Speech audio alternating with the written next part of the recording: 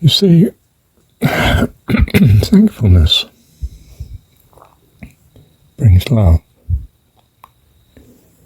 Selflessness, on the other hand, is associated with effective obedience.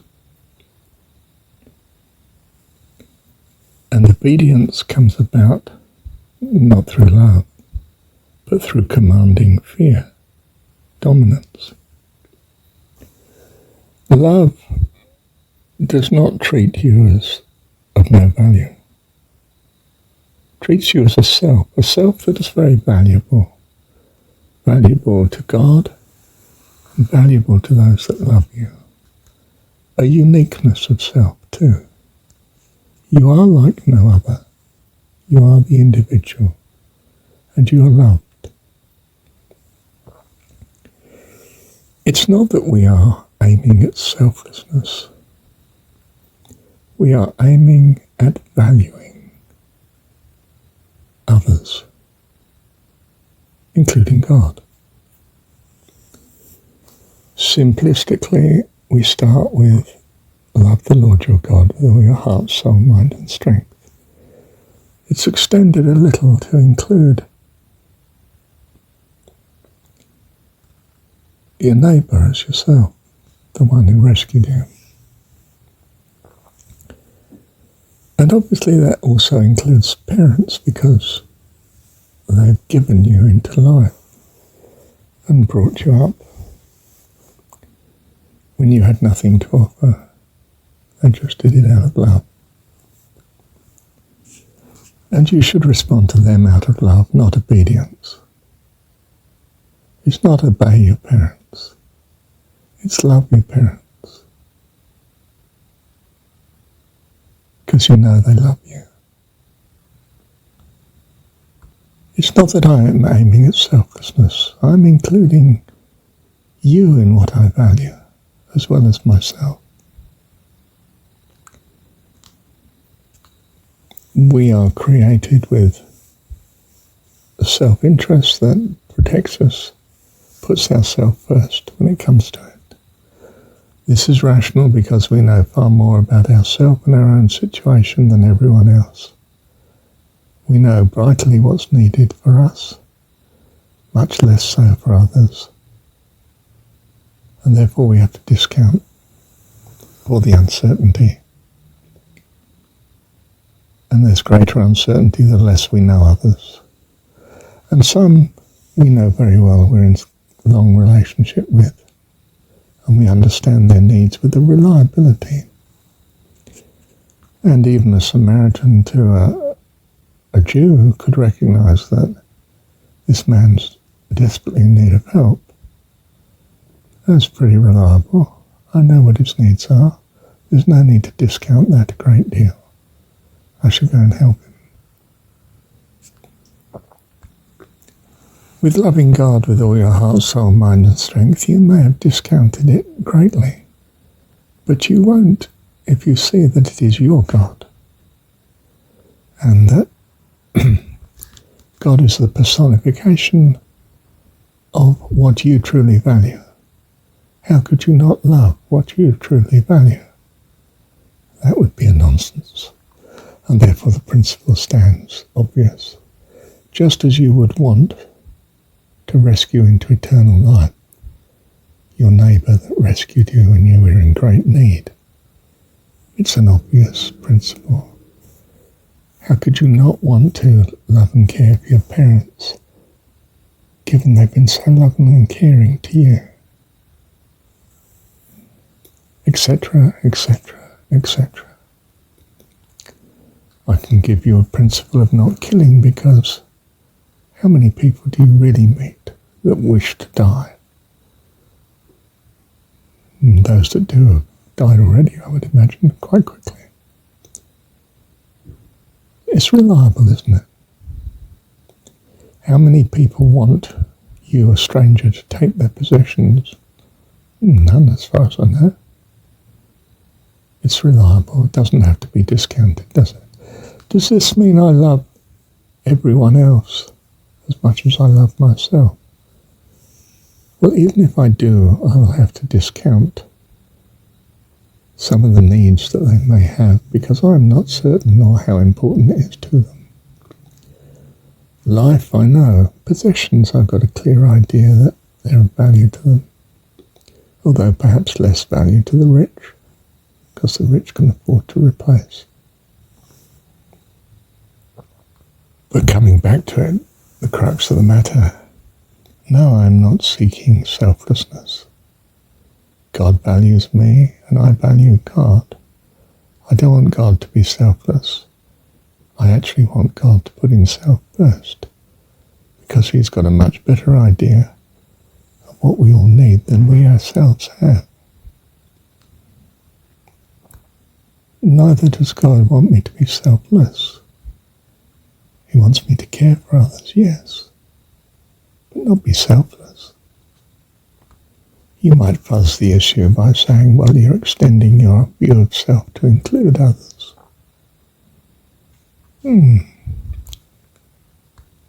Okay, but there's still others. They're distinct individual people. The oneness is a sort of analogy or fiction. It's not a physical reality. When they're in pain, you're not necessarily, although you can sympathise with the fact they're in pain. They're definitely separate. You don't know their thoughts typically unless they tell you, and then you're not clear that you've understood it right. They are separated in many, many ways. They're far more separate than one, even if you love them to bits. But they are important to you when you love them. And they're important in their individuality, in their very separateness, their uniqueness compared to you. And the way they perhaps complement you or augment something you value. Or even contradict something you value. They are definitely a completeness in themselves, separate. That's what we mean by separate. No, we are not seeking oneness. We're not seeking literal oneness. We want individuals. God was one to begin with. He wanted a family. He didn't like being alone. And that's my understanding of it anyway. He wants a fellowship, not just sitting on his own with himself. I'm a person and I need that. How much more God then, who is a super person? He wants super persons for fellowship. That's us as adults. As we become mature, by his grace and goodness, love and care. He values your individuality. He's not treating you like a herd. I'm not obedient. I'm doing things out of love. Because there is no fear. Because he loves me. He's not out to exploit or tyrannize me. He's not a monarch of old. Monarchs used fear to gain respect and obedience, that their commands be obeyed, motivated by self. I'm the king. You're my subjects. God is not like that. How dare you associate him with kingship? It's like saying he's at war with evil. Jesus was not at war with evil. Talked to the devil, told him to get behind him. Talked to Pilate, didn't put him right.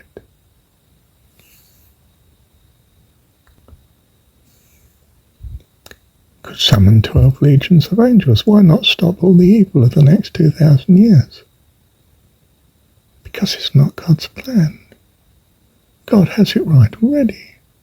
He doesn't need Jesus to override it. He's finished the work he came to do. It wasn't to save everyone on the planet or heal everyone or stop wars or suppress all evil. It was simply to tell you that you're loved. God's your dad. You're his child. If you get that right, you'll start to understand God. Life eternal is to know God. So I've done that. I told you. And some of you have believed. Good, I've finished the work and I'm sending you lot out to continue it. The same work.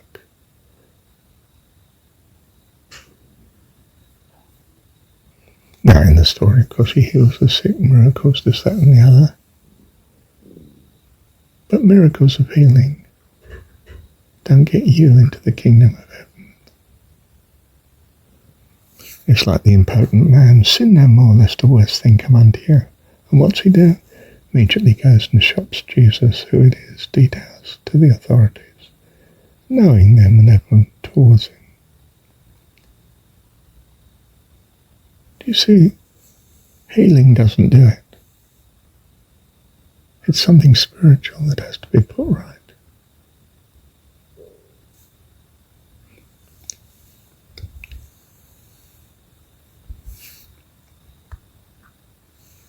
Jesus doesn't do that. He gives opportunity. Gives opportunity by telling you, consider God as your dad. You'll have a firm foundation now to work out every spiritual conundrum. Every problem becomes clear. You're not here to be selfless any more than you're here to obey. You're here to understand the fruits of good and evil and to choose accordingly and mould your values accordingly so that you understand God perfectly. And a big help in that regard is to be flirting with the idea that God is your Father and he loves you. And if you thank him for everything that's good, you'll be on track to trust him for everything. And trust in him is major when it comes to coming to know him. And that is life eternal. Thank you, Dad. Understand me. Force and domination don't bring love, they bring obedience. Obedience brings anything but love.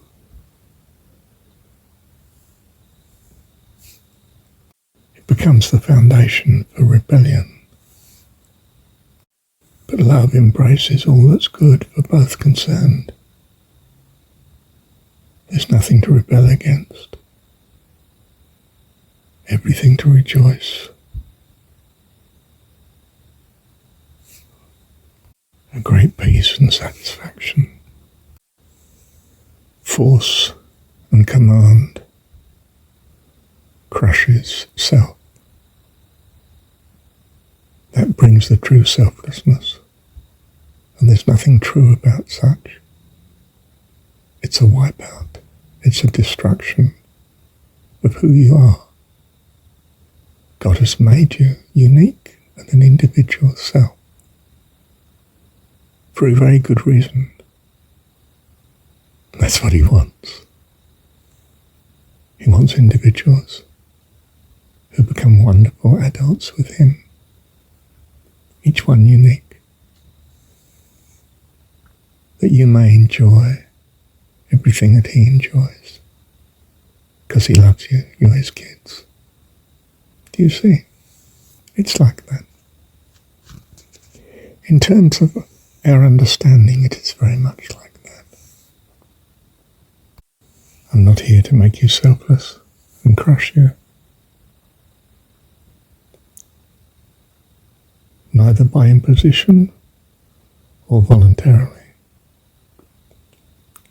In fact, the only selflessness really is suicide, in terms of no longer being a self in this world. It is yourself that I value, your distinctness and your separateness, and your love of each other. Don't confuse the two, and have one wipe out the other.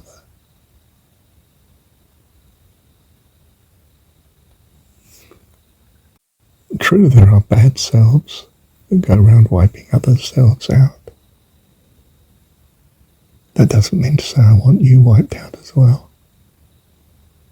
That you become a separate thing of the past only. The sin of self is not automatic on self. Some selves are saintly and wonderful.